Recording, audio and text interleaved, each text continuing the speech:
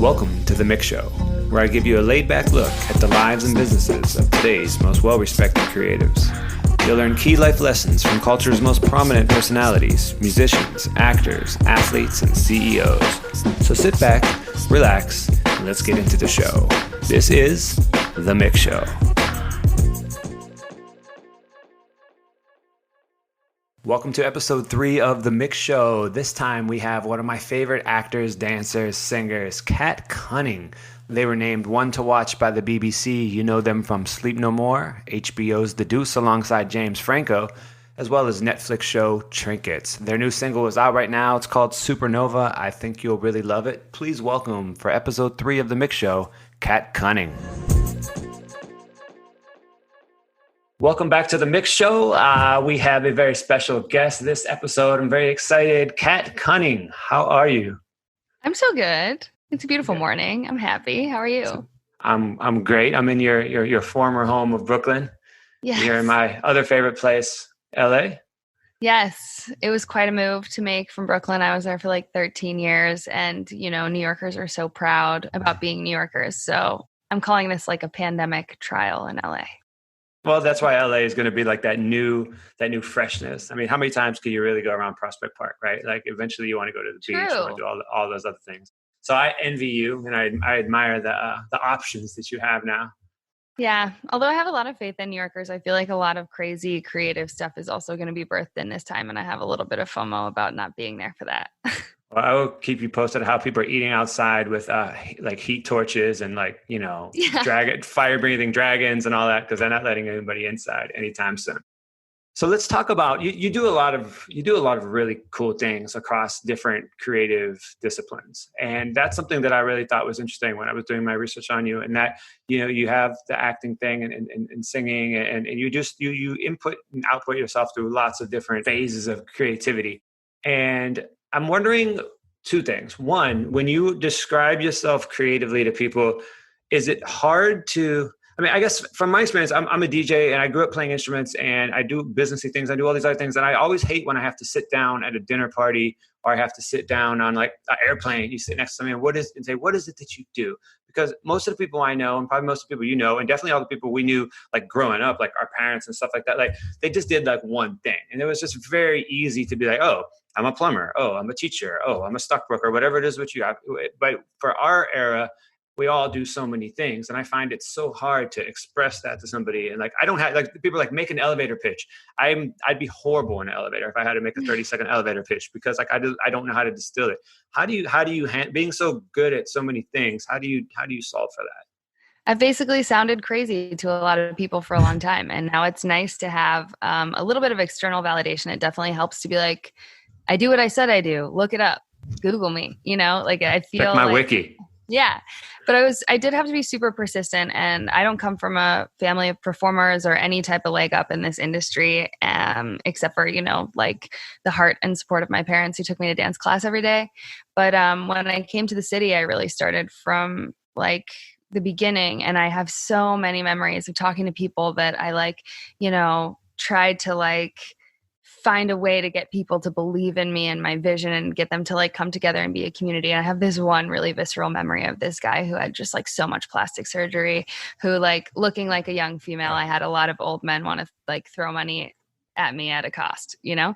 So I got really good at weeding that out. But this one guy was like, I want to make you a star. We're going to make your album. We're going to do all this stuff. And like, you got to pick one. You can't be an actor, singer, and dancer. You got to pick one. And I'm like, first of all, actor, singer, dancer is like age old triple threat. That's like a thing. People do that for sure. It's all the other stuff on top of that, like writing. And at the time I was still doing like spoken word poetry, and that like they've all helped lead me to the path of the stuff that feels really right for me. As an artist, it started with dance, and I was really dedicated to dance, and all I ever really wanted was to be a dancer. And then I actually felt like I was rejected by dance the way that I wanted to be a dancer, at least like the vision that I saw for myself in ballet and stuff when my body grew in. And so my life has been like about quickly recalibrating and figuring out what I love about dance and how that can live in other industries, and also turning dance away for the way the industry wouldn't accept me. You know, there's like something empowering about realizing that the thing that you love about an art form is not necessarily the industry or the people who run it. And I had this turning point where I was like, I either dedicate my life to changing this culture and being all about body acceptance and being all about fighting to be a dancer, or I figure out how to thrive in these other ways. And it was sort of accidental, at least singing, because I started to sing in a dance company to keep the dance job. And then I was just like received so positively for using my voice.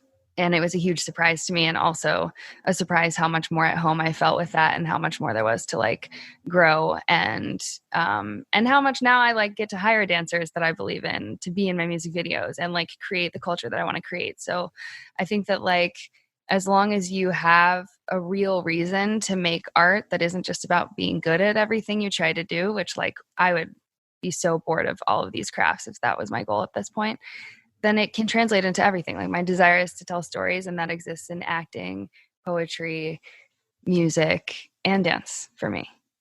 You said what you loved so much about dance was the music in the first place. I read that, and I loved that because I grew up playing piano and drums, and then I ended up becoming a DJ when I went to college because I couldn't bring my drum set into a dorm room. It was just like, you'd be a real fucking asshole to like walk into a dorm room, 12 by 12 dorm room with a drum set. And so I brought turntables instead, and, headphones, and I was able to and it taught me kind of when I read your quote, it really resonated with me because I realized I didn't need to have this huge device or this huge instrument or this 20-ton thing against the wall with keys in order for me to express myself. And I thought that's what, growing up, what I needed to express myself musically, because I was told, well, DJing isn't a thing. You can't, and this was like in the late 90s, like nobody wanted to be a DJ at that time. And so to express yourself that way, there were no precedents for how to do that. If you wanted to be a serious musician, well, your parents only know certain things. They know drums, they know piano, they know violin, they know symphonies.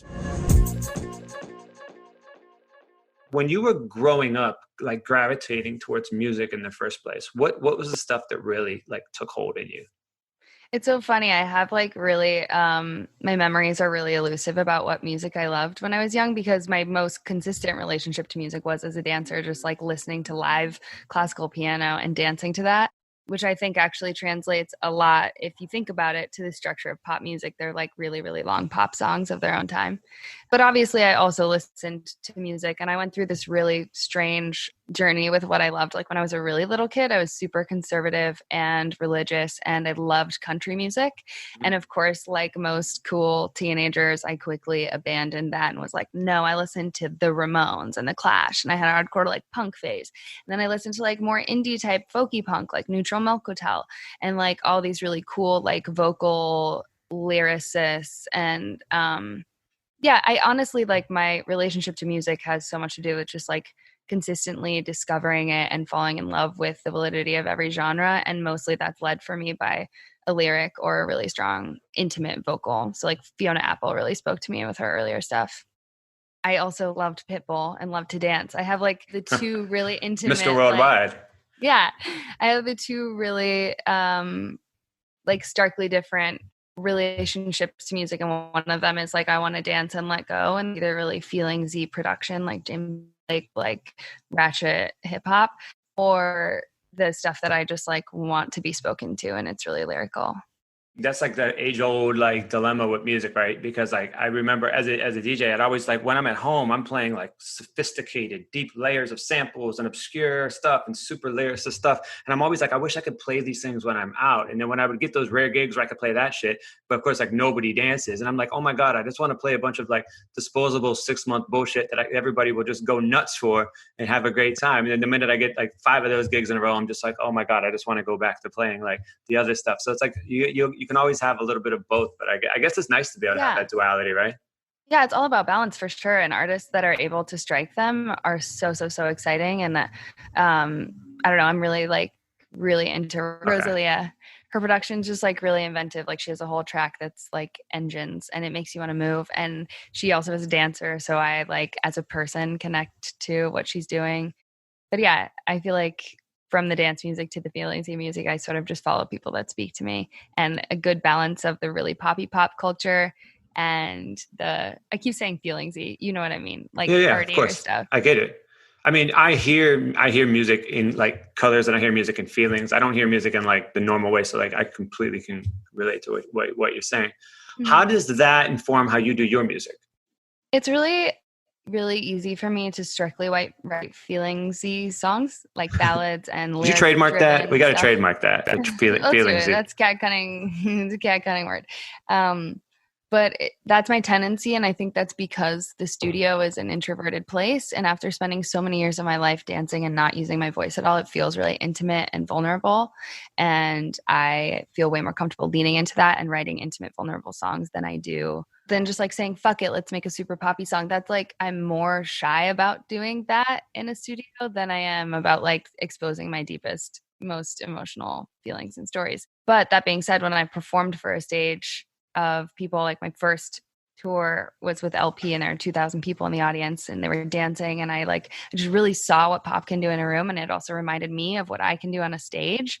And so the dancer and performer in me needs me to write songs that don't feel like I'm in a small studio that's really moody. Do you know what I mean? So I think that like I'm trying to stretch myself to connect to extroverted cat when I'm writing more often, because it like comes out so easily the second I'm on a dance floor, and I want to write some songs that I can let that go. And I feel like I've started to achieve that ironically on Zoom since the pandemic hit, which is weird. Yeah. You know, when I listen to Supernova, I hear everything you're saying kind of like in audio form. And I remember there was like, I want to say it was a Kanye quote from like a decade ago when he was saying he wanted music that he could play in stadiums if he did like, you know, when this is when he was, I think, just starting out. So he wasn't selling out like Yankee Stadium, like big, like 50, 60, 100,000 people things. And when I hear Supernova, I hear everything you just said. I hear the feelingsiness, and I hear like the you know, the intimate lyrics, and I hear like a high level of musicianship, but I also hear a record that would sound incredible in front of 100,000 people holding up their phones in a dark arena, 6 feet separated. So the arena needs to hold 600,000 people. But really like that's what I hear. That's definitely what I'm trying to strike. Like, I remember a couple years ago, maybe watching Justin Timberlake's like live concert that he put up. He's a big icon for me. And watching his performance, I think of live theater, and approaching directing live theater or even, music videos or whatever, like an aperture. I think that the audience sees the show through either like a really closed and intimate lens or a really wide one. And I think it's really exciting when theater does that to you. And he achieved that in a show by like cutting to a really acoustic song that it felt like the whole stadium could come to him for, and then he exploded it into a way bigger thing. And I definitely see that for myself as a performer. Like, although it's easier when you're playing smaller venues to cater to the intimacy of that small room, I want to play stadiums and I want to be the halftime at the Super Bowl. You know what I mean? And so I really appreciate that you can hear that at the back end of the song, because I think that I want all my songs to have that width to them, and I want them to reach, you know, the mainstream and those kids at home. Even though I'm like, you know, sort of a counterculture person and I come from a counterculture upbringing, I think it's really important to get this message across, because at the end of the day, although like I'm queer and non-binary and all those things, the message in my story is, you know, ultimately love is love, or love is a universal concept, pain is a universal concept, and the music that speaks to us isn't like labeled queer or straight or whatever. It's just, I'm just talking about human experience, and I want the whole world to get that.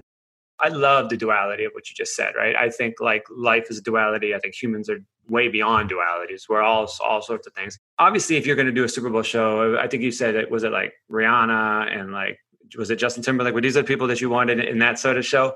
But so I'm curious if you were to do the opposite of that, if you were to do like an MTV Unplugged back when that was like a thing, like who would be like, if you were to do that stripped down, who would be your dream collaborator? I mean, yeah, honestly, that's a really fun question. I started singing in the first place by covering really, really big pop songs, and that's what made me, but like not like them, like me, because I thought I was this really, really weird, teeny tiny indie singer. How'd that work out for you? Turned out pretty good. For a while. Turned out pretty good. Honestly, I learned how to sing on the job, so it was cool to start with singers who like don't do anything crazy rangy or anything like that. But yeah, it showed me that like really great songs are flexible and they can live in a million different genres and aesthetics.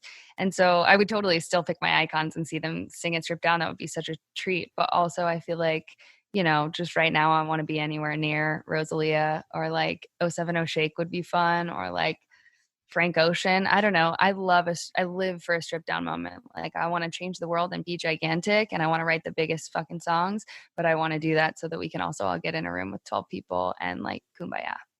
I love it. I love when you could just listen to the vocals of a song and they actually mean, you could just feel it more with no instruments. Sometimes when I'm DJing, I'll just play the acapella of a song and just literally let it play and just stand there. And people are like waiting for the beat. And I'm just like, nah, like we're just going to let this breathe for 45 seconds. And like, it has to be the right song. It has to be like, yeah, of course. Like there's like that Michael Jackson song actually that he remade, or Justin Timberlake remade with him, that Love Never Felt So Good or whatever it was. It was like a couple years ago, but like the original OG Michael version was just like him with it was just light piano, no instruments. And if you play it, it's just like powerful.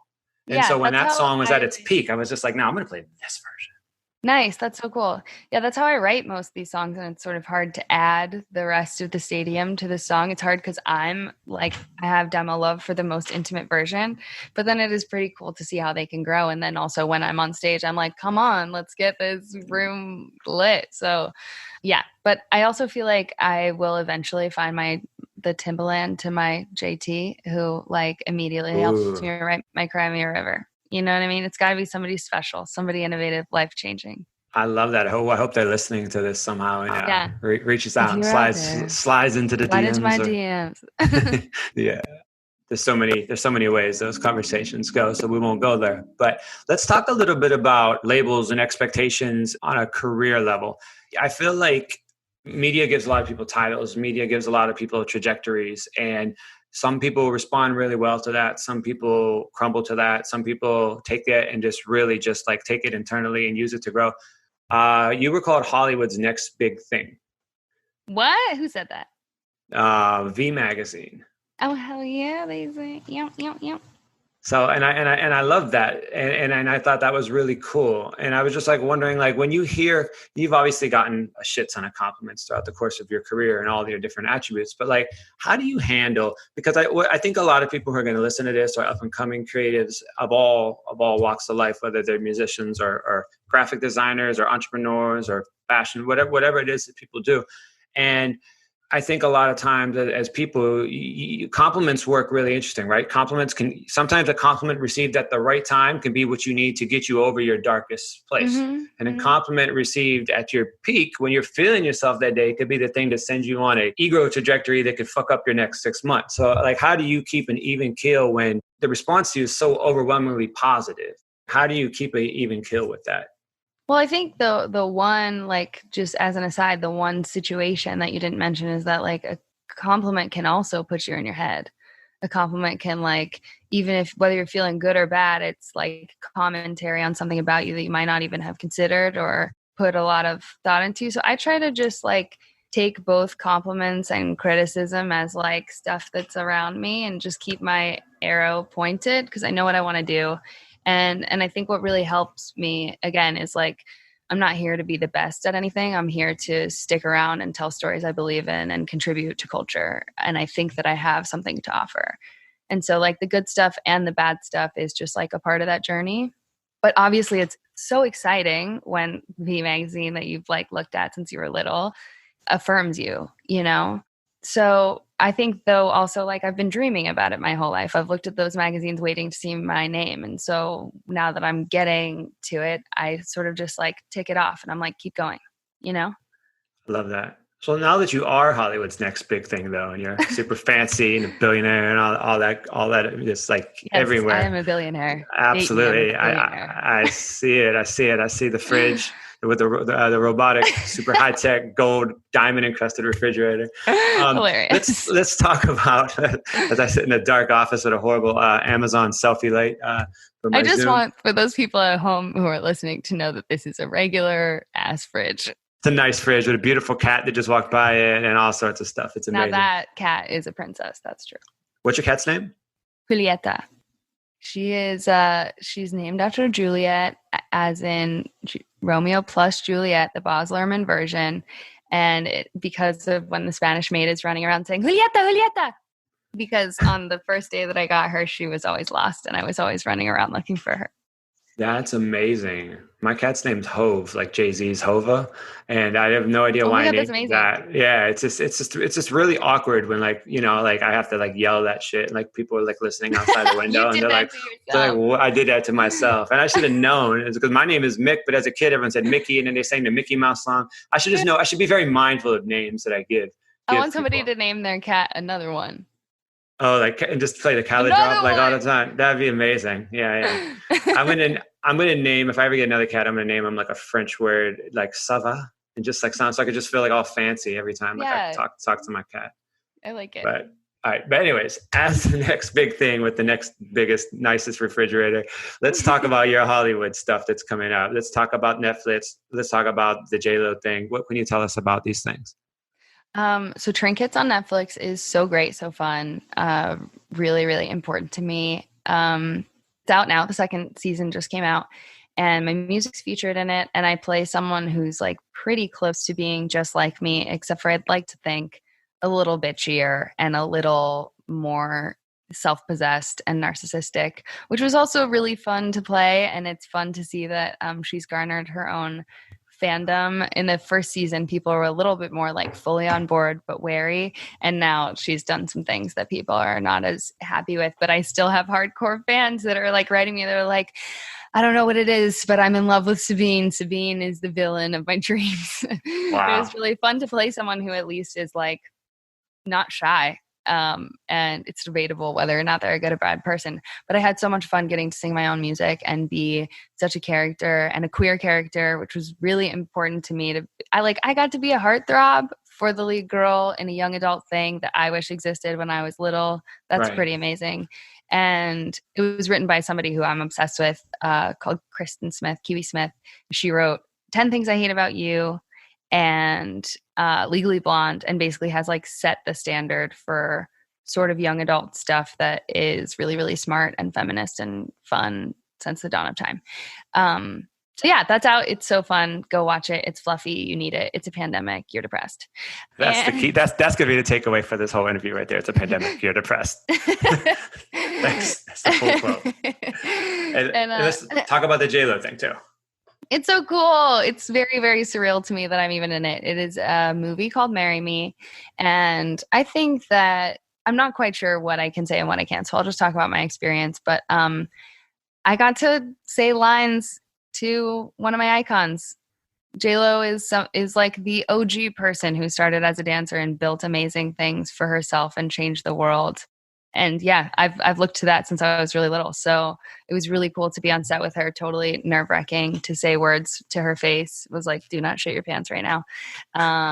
And and yet I feel like I pulled it off. I hope it all went well. They didn't cut me out of the movie as far as I know. So I think we did a good job. And it was also just a dream to be in a rom-com. I feel like rom-coms are coming back. And I have been through this pandemic just binging all the Julia Roberts rom-coms. And if this movie puts me on a path to be in rom-coms forever, I will not complain. No, that's amazing. I mean, I'm probably gonna lose street cred for saying this. Not that I have any in the first place, but I love romantic comedies. I used to love like romantic comedy sitcoms back in the day. Like anything, I used to like grow up watching like Will and Grace and Mad About You and all of like those shows. And I was always like, it was like that life I always wanted to have. And then like, honestly, like my life never works out like a romantic comedy. The comedy aspect of my life worked out. My life turned into a fucking comedic disaster, but the other part did not work out as well. Tragedy. But I got some time. Let's talk about the EP you have coming out. Yeah. What would you like to share? I've written so many songs since I started writing. I mean, I've only released 5 songs and 4 of them are syncs. And I've been really careful about what I put out, but I've been writing since I basically found my voice and started singing 4 or 5 years ago. So this is the first 5 of 100 songs that I love. And it's really hard to let them out without just spilling all the beans and giving all the songs away. But I think that it's a pretty cohesive, beginning to the story of stuff that I want to talk about and share. And it starts with a really desperate breakup song. So I'm excited about that. Fought for that to make it on there because it's sort of my statement as an artist. I feel like is I'm willing to do anything for love right now. Like Supernova is definitely an expression of that. Like I'm not afraid to look like a fool. I'm not afraid to lose. I will take the risk.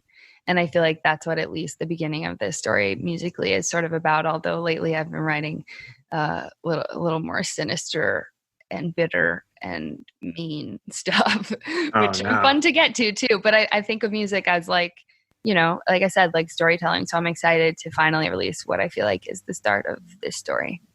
I love it. Well, I can't wait to hear that. And one thing we'd like to do at the end of every show is we just play a quick game of like rapid fire, quick questions. There's 4 of them, very egotistically based off of my name, Mick. So we would do these. I like people to put as little effort into this as possible. This is basically what I did with my entire life. Sleep. 0. Yeah. There you go. Perfect. M, music. What is one song that has significant meaning to you? Neo, Closer. Wow. I know. Left field, right? That's not what I was expecting. I love it. I, if you could fix one world problem, what would it be? The first thing that came to my mind is plastic, but I don't know. I mean, plastic is cool. It's pretty good. I just feel like that's sort of like my Miss Universe answer. I don't know. There might be something deeper in there. Plastic surgery. People with way too much plastic surgery, maybe. Okay, C. Like on second thought, I'm like racism, though. You know what I mean? Yeah. Well, I mean, you know what? Both. There you go. Let's say both. C. Craziest risk you've ever taken, and was it worth it? Love. Yes. Always, right? Always worth it. We do crazy, wild, fucked up shit and hope it works out. Yeah, we do. And look, I'm still alive. I'm thriving. Get your heart broken. It's good for you.